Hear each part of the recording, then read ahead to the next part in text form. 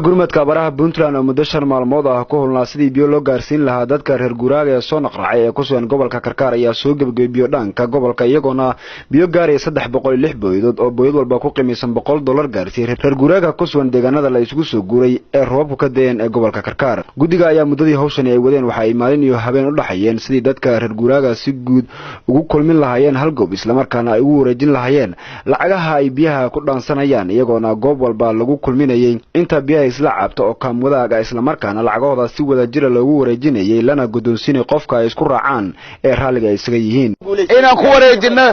ka bacdina gudi aad saartaan soo iskuma waafaqsanin waa isku waafaqsanahay ma sha Allah aad baa u mahadsantihiin waa sheegaya awal soo 15 booyad idin ma sheegin 20 baan idin ka dhigaynaa insha Allah taala 5 baan idin ku dareen rag badan baa tihiin dhuguma aynaan saluugin gobonimo muujiseen waa isku waafaqsantiin inaan odageedii ku wareejino soo ma hadhow idinku ismaamushaan waa isku waafaqsanahay aad iyo aad baad mahadsantihiin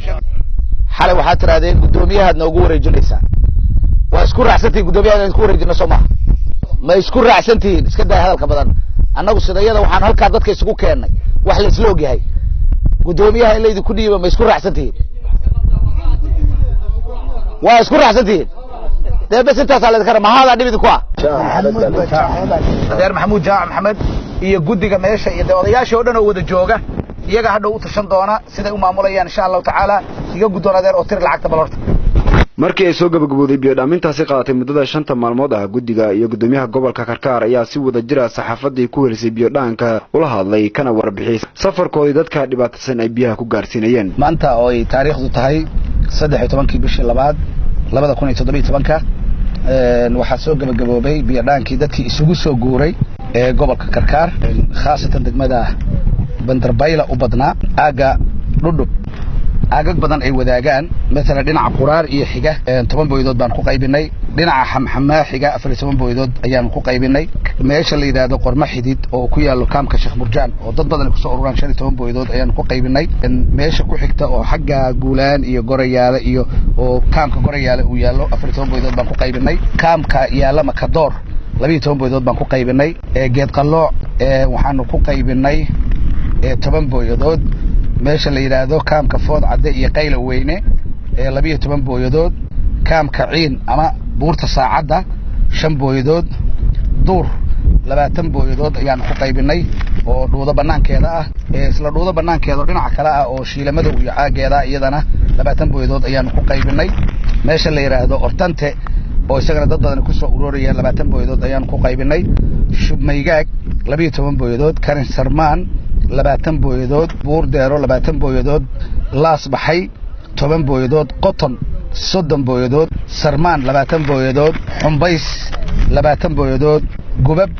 2 booyadood maygaag 20 booyadood marka intaasu 306 booyadood iyo isku noqonaysaa waxaan marka ku wareejinaa muddo 5 maalmood ah waxaan iyo 4 habeen waxaan ku dhex jirnay dhulkii loo soo guuray oo gobollo badan oo Soomaaliya kamid ah looga soo guuray oo gobolka Karkaar hoos imaanayay ilaa iyo dhudhub ilaa Bayla ilaa iyo dhuudo ilaa qoton ilaa iyo meegaag ilaa xumbays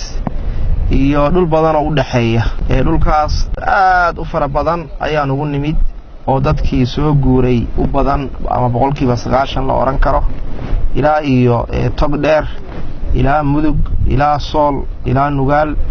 iyo meelo kale waliba ka shaqeeya ilaa Sanaag dadkaasi taqriiban inay ka sinaayeen in ay haraad inuu jiro mideeda labaadna weelkii biyaha lagu dhaansan lahaa in laga yimid oo dadku waxay isticmaalayeen caagadan 3 litir qaada 4 litir qaada ama caagad 20 qaada ayay isticmaalayeen gaariidna waxa oo dadkaas dhabarkooda marka dhibaatadaas biyo la'aanta adag ayaa jidhay sida daraadeed goobahaas oo dhan aan soo marnay tiradii la sheegay oo ah 306 booyadood ayaan ku soo qaybinay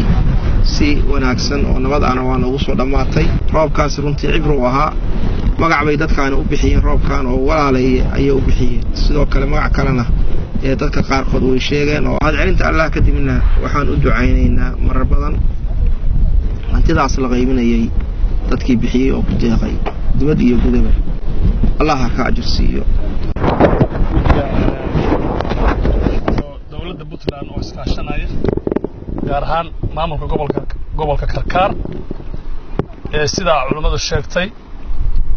alxamdulillah ilaahay wuxuu noo suurtageliyay inaanu 306 booyadood gaarsiino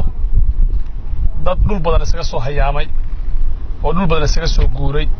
oo reer guuraaya oo hadda ku sugan qaybo kamid ah gobolka Karkaar ilaahay mahadi weeye Maxamed Xasan warbaahinta SBC magaalada Qardho